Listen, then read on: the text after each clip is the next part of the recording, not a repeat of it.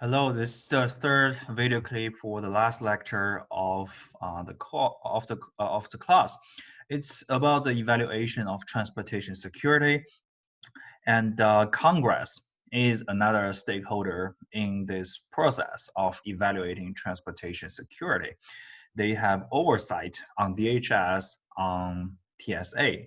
Okay, so besides its responsibility, its duties of passing legislation and and appropriating funds, Congress also has a responsibility to oversight um, different departments, right? I'm not going to read all those objectives here, but in general, congressional oversight is trying to balance the power from the current administration of the country of U.S. Okay, so it's not exclusive to TSA or to DHS or to transportation security. It's everywhere in the government. Okay, this oversight it's on every department of U.S. government. But DHS itself is very special because of its complexity. Okay, it was established out of 22 existing federal agencies, and Congress is using committees to oversee different departments. And due to the complexity of DHS, there are more than 100 committees and subcommittees overseeing DHS, which means DHS is such a huge, complex, say redundant entity. It's different from any other department of US. And 100, more than 100 committees is just not enough because they do not exercise exclusive oversight over many DHS programs, right? They also share, they need to share jurisdiction with a number of other congressional panels. This is making this situation even more complex. So Congress is actually having difficulties controlling the oversight of DHS. So in 2013, a task force of former government officials, it was formed to do something to address the issue of congressional oversight of DHS, because currently we call it a faulty oversight. It has negatively affected, it actually has negatively affected national security. I mean, national security should be the priority of DHS, and Congress is using oversight to make sure that national security is guaranteed, is protected by DHS. But actually, this oversight system is having negative impact on national security. It's a drain on resources. There are so many committees, endless briefings, hearings, and you have to invest so much time, money, personnel, human resources, and other resources to to what to support these briefings, hearings, bureaucracy, and diminished congressional influence because of this huge entity, because there are so many committees between Congress and the actual programs and policies of DHS. This fractured system of congressional oversight makes it very difficult for Congress to enact substantive legislation guiding DHS. For example, authorization is an important legislation from Congress to adjust, to change the structure, the function, of different departments in US. Usually it happens every year for each department, but it has never happened to DHS. I mentioned this before because of the complexity of DHS. Okay, so in the end, these committees they're stopping Congress from streamlining DHS. Okay, DHS needs a streamline, needs to be streamlined, but it's not. It has never happened before, and I don't think it is going to happen in near future. Okay, and also because there are so many committees, right? When you try to pass a bill to address a pressing concern, it's not possible in DHS. There are just so many stakeholders. They are trying to compete in the process of passing bills to make sure that they benefit the most in the end. So bureaucracy, right? It's a fact. It's a fact. That's one of the most important reasons why DHS should be streamlined. Okay, so yeah, that's congressional oversight. It is carried out through committees of Congress, but it's not working very well right now. Okay, next, let's talk about public opinion, which is about what the public thinks about a particular issue or set of issues at any point of time. And usually public opinion is in fact is impacting, is influencing policies, not only transportation security policies, but general policies through elected officials, right? Because they are professional politicians, right? They vote at different scales, right? From Congress to local government. Okay, so that's public opinion, and it is pretty important because what's the purpose of transportation security systems? The purpose ultimately is to protect the safety of the general public. If the general public is not satisfied with what is going on right now for transportation security, um, there must be something wrong, right? And usually when you want to collect public opinion, you do what? You do polls, right? Through media, through different ways, right? So before I'm going to show you specific polls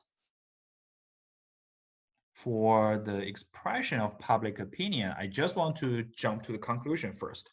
So in general, the American people, they are supportive of the government's transportation security efforts, and they tolerant at a specific level. They're tolerant of specific security measures despite inconvenience or loss of civil liberties since 9/11. Because since then, people have realized the terror and the damage terrorism can bring, right? It's about our everyday life, and nobody can escape from that.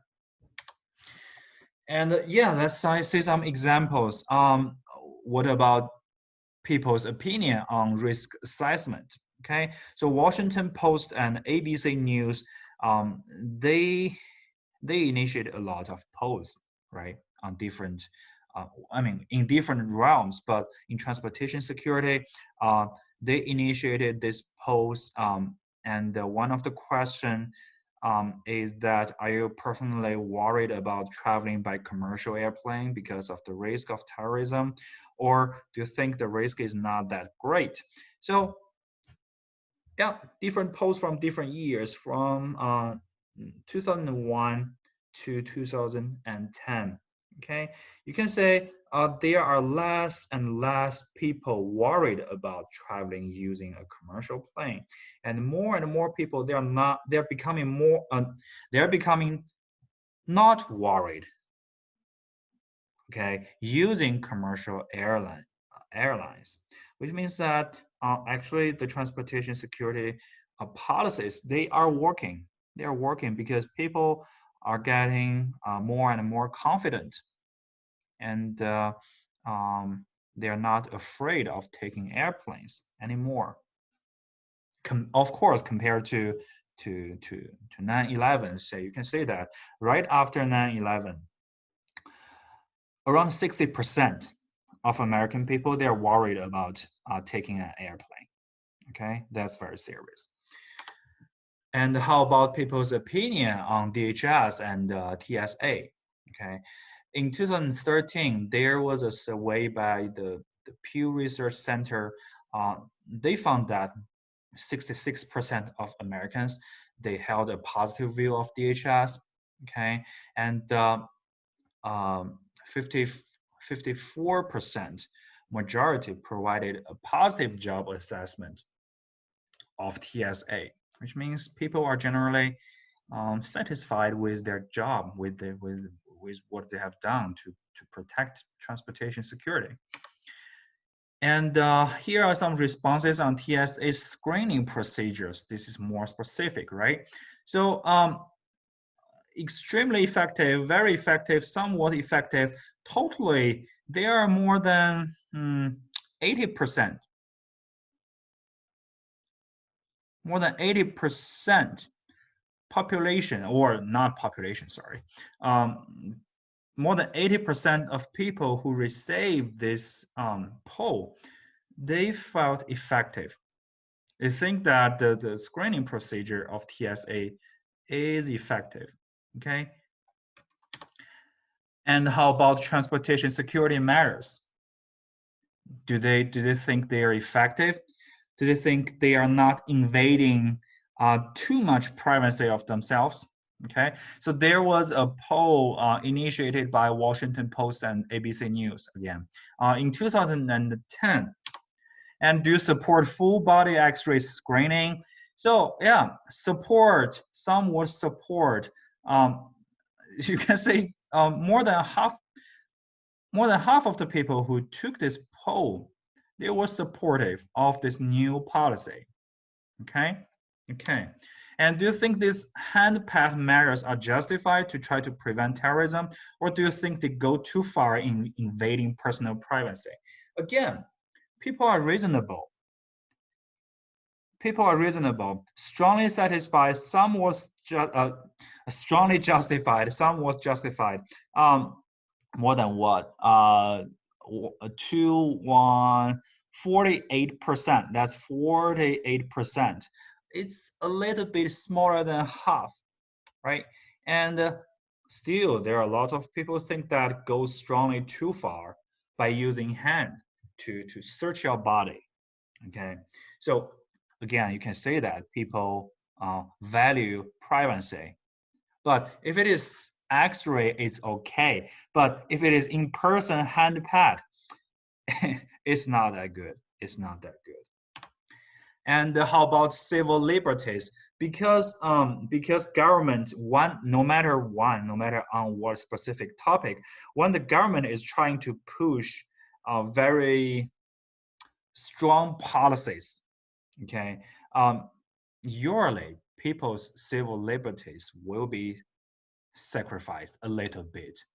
Okay, so the Libertarian Reason Foundation, they sponsored a poll in the fall of 2011 that addressed several issues concerning the balance between security, transportation security, and civil liberties after 10 years of 9/11. Okay, so we are safer now compared to 9/11. Agree, strongly agree, somewhat. In summary, agree. More than 60% of people agree with that statement that we are safer now. Okay, which should be a pretty good signal. People are becoming more confident, right? And we have less personal freedom right now. That's for sure. Agree strongly, agree somewhat. Again, more than 60% people simultaneously, they think they're safer, but simultaneously they think that they have sacrificed some freedom to get this safety, right? But yeah, again, I would say US people here, they are reasonable, okay? They know that they have to sacrifice some to get safer, but it's worth it, So that's a question about if it is worth it. Today's security measures may be inconvenient, but they are generally worth it, right? More than 80% of people agree with this. So if you combine this question with the question before, do you think a pat, a hand pat body search is too much? A lot of people think that's too much, but simultaneously they agree that not the same people, the same people, but we're looking at this problem at national scale. But 80%, we could consider this accurate to represent the whole country. More than 80% of population think that, okay, sometimes it's just too much. My privacy has been invaded, but eventually it's worth it. I'm feeling safer now. So I think that's a pretty good result. It's totally acceptable. Like I said, you cannot just perfectly protecting people's safety without invading their privacy, right? You have to do screening. You have to search people's body to make sure that no dangerous items are brought on board and no terrorists are on board, right? And in the 2011 CBS News survey, more than half believe the US government has struck the right balance between fighting terrorism and maintaining civil liberties. I would say it's good enough. It's good enough. It's more than half. But you should also know that 48% of people who participated in this survey, they think that our government is just being too invasive. Okay, 25% thought it has gone too far. Okay, among those 48% of people who think government is abusing its power, 25% thought it was too far. It was too far in restricting people's liberties. 17% thought it has not gone far enough in fighting terrorism. Okay, government should do more to protect people. 16% of people think of that, and 60%, only 6% were unsure. It's pretty good. We have a very low number for people being unsure. Okay, at least people should have a very clear opinion supporting or opposing government's policies, right? So a government can do more or stop and think about what is not correct currently and how we should adjust. But if a lot of people they're unsure about a government's activity, then it's not a very good signal. It means that the government's policy is not very clear or it's not working. Okay, so yeah, that's all I want to talk about for evaluating transportation security. This is also the last lecture of this class this semester. I want to appreciate your endeavor in this class, especially given this very special circumstances here of COVID-19. Okay, I hope you are doing well at home, and also I hope we'll just all be good and to say the end of this pandemic. And yeah, just stay home, keep distance from other people, and yeah, we will win. We will win eventually. Thank you.